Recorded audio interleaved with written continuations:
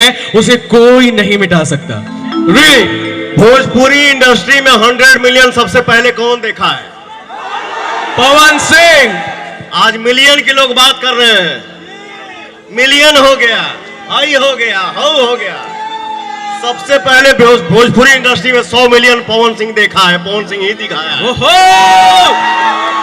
200,000 होता तो मिलियन कह देता लोग। हाँ, हाई हो गया, हाउ हो गया, ये हो गया। अरे यार क्या हो गया? 15 घंटे में 250 कहता लोग एक और वैसे पवन भैया, ये पब्लिक है, सब जानती है, नो डाउट। आज बोला हूं मैं थोड़ा बहुत, आप लोग मुझे क्षमा करिएगा। सही बोले हैं सर। सर एक लेकिन मैं रिक्वेस्ट चुप रहता हूं। मेरे भाई सब बोलते हैं, मेरे भाई ये नहीं बोलने देते हैं। ये मेरा सूर्या यहाँ पे बैठा हुआ है। अरे ब्यास जी शकुंतला जी के सुन रहा हूँ। Love you. ए ब्यास जी तो शकुंतला जी कुछ कहो। शकुंतला जी बोली। शैली, एक बार थोड़ा सा छुट्टी काट दीजिए, थोड़ा सा।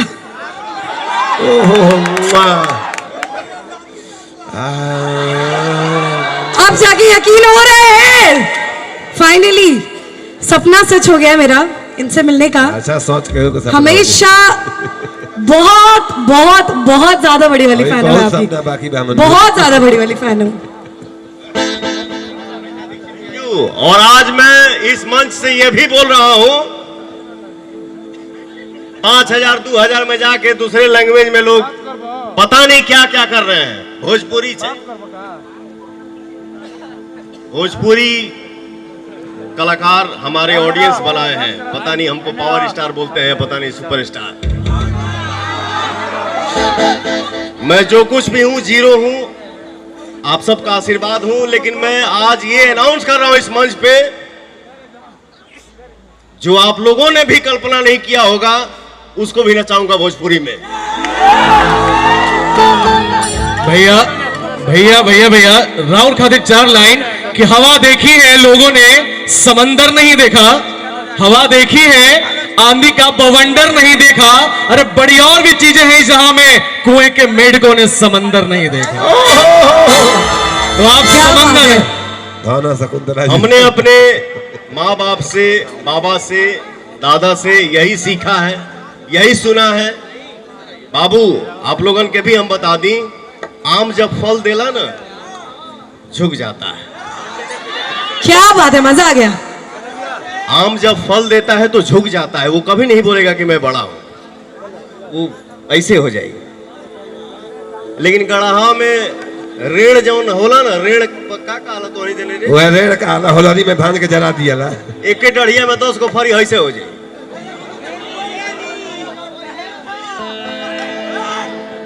तो मैं आप सबका आम हूं, चुप रहता हूं, साइलेंट रहता हूं। लेकिन जिसको जो मजा चाहिए, पवन सिंह का नाम ले लो।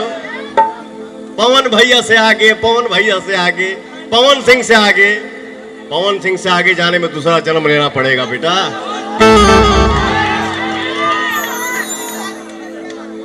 झमकावला से हुई।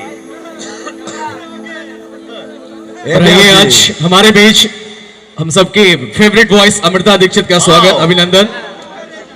आओ ट्रेंडिंग स्टार। ये गली ब्लैक एंड व्हाइट में होते। इसका जो भी गाना आता है वो गाना ट्रेंड करता है। गॉड ब्लेस यू, आप बहुत आगे बढ़िए, मस्त रहिए बेटा। 2 मिनट तनी एगो हमार भाई बोलना सा गाना गावे खातिर। हमरा गीत के रवानी हूँ, हम गाने में गावा था, बोलब ना, बोलब तो फालतू ढेर बोल दे।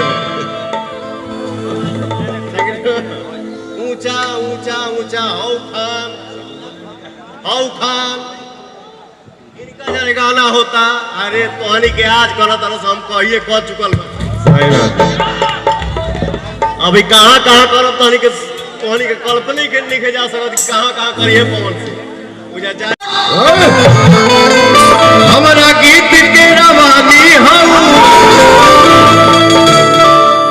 पवन सिंह नाम, माता पिता गुरु भगवान ऑडियंस यही मेरा मालिक है। एकरा बाद हम केहू के हइए समझिला।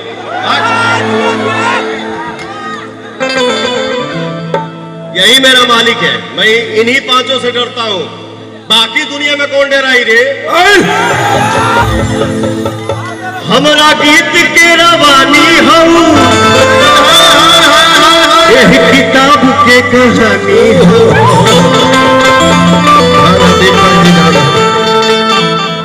ये सोचा दिया ना कि का बोलो तारे पवन सिंह। सोचा ताली हम कौन किताब के कहानी है। अरे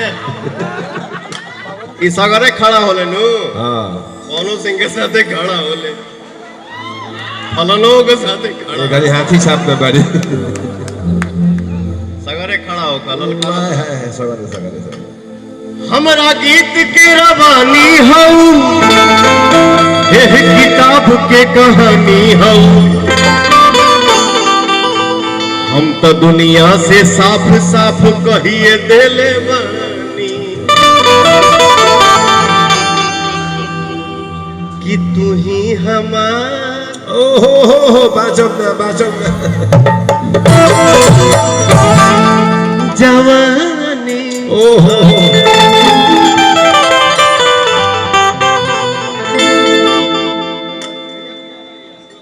बच्चा के बेटा के बाबू के शादी होता, आप लोग दुआ दीजिए कि सब खुश रहे। ये लोग जीवन में भगवान हर खुशी दे, मस्त रहे।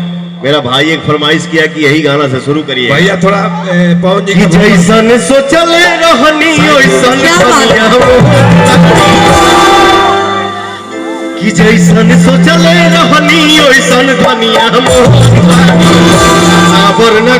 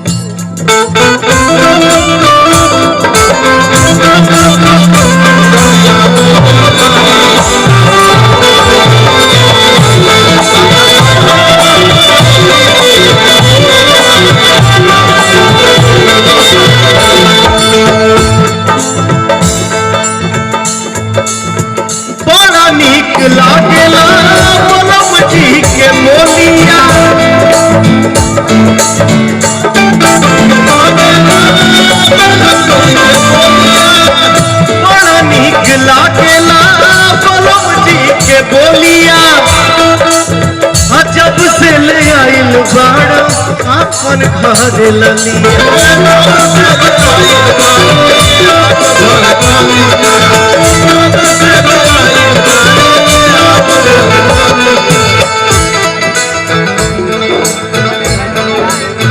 बाटे गोरे गोरे गाल तो मनो ठेला मेला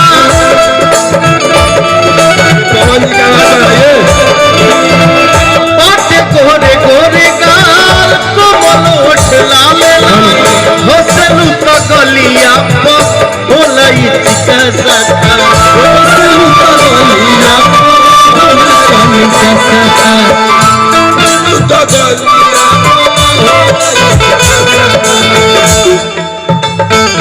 अरे पवन जी का आवाज नहीं मिल रहा है स्टेज तो साइड फिल्म दीजिए ना। हेलो ठीक है बेटा, थोड़ा सा लेवल बढ़ा के रखिए। तुम हेलो हेलो मोछू